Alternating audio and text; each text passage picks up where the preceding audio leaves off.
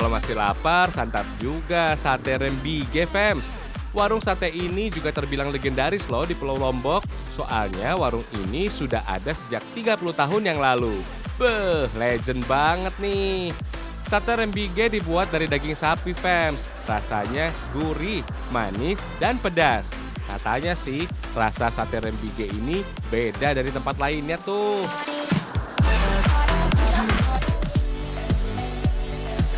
For your info nih, Provinsi Nusa Tenggara Barat dikenal sebagai bumi sejuta sapi. Makanya fams, di daerah ini terdapat aneka masakan dari daging sapi. Di sini fams, sapi tidak diternakan di dalam kandang loh. Tapi sapi hanya dilepaskan di alam untuk mencari makanannya sendiri.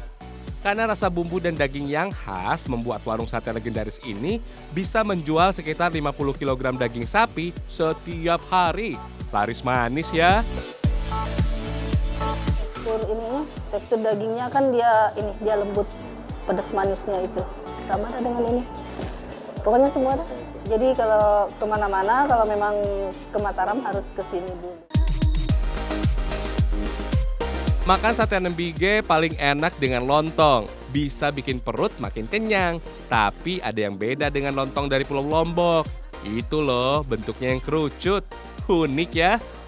Fams, lontong ini namanya pesor. Teksturnya lebih lembek daripada ketupat atau lontong pada umumnya. Katanya fams, pesor dulu menjadi makanan favorit untuk berbuka puasa. Ukurannya juga nggak terlalu besar fams. Jadi cocok untuk mengganjal perut lapar setelah berbuka puasa. For your info nih, sate menjadi makanan terlezat peringkat ke-14 dari 50 makanan yang ada di dunia loh. Dalam catatan sejarah, sate diadaptasi dari kebab yang dibawa oleh pedagang muslim dari Gujarat. Diperkirakan sate sudah ada sejak abad ke-19 di Pulau Jawa. Berkat kelezatannya, sate semakin dikenal ke seluruh Nusantara. Kemudian rasa sate menyesuaikan dari daerah masing-masing. Sampai sekarang tercatat ada sekitar 12 jenis sate yang tersebar di Nusantara loh. Cara bikin sate Rembige sama dengan sate yang udah kita kenal kok. Daging dipotong dadu seperti ini. Kemudian daging dipukul-pukul atau ditumbuk dengan benda keras seperti batu fams. Proses ini bisa membuat tekstur daging menjadi lebih empuk saat dimakan.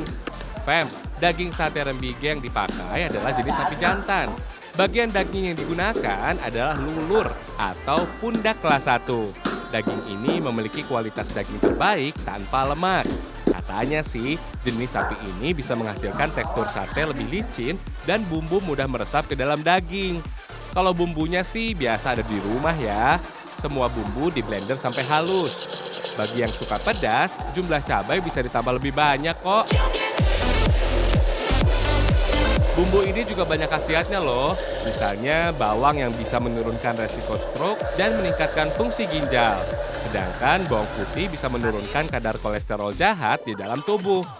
Untuk menambah cita rasa manis sate Rembige, jangan lupa masukin gula merah yang udah dihancurkan fams.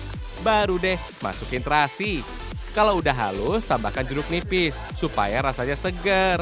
Sekarang campur bumbu dengan potongan daging.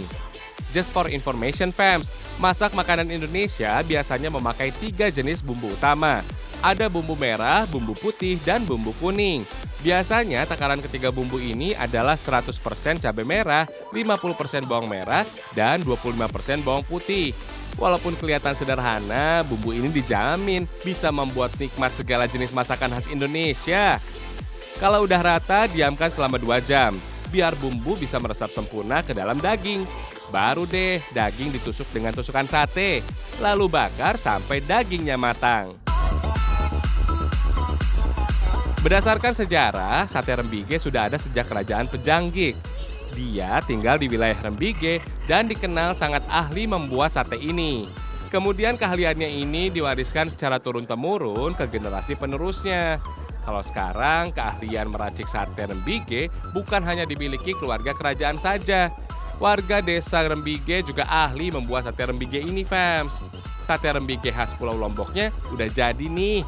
Selamat makan fams.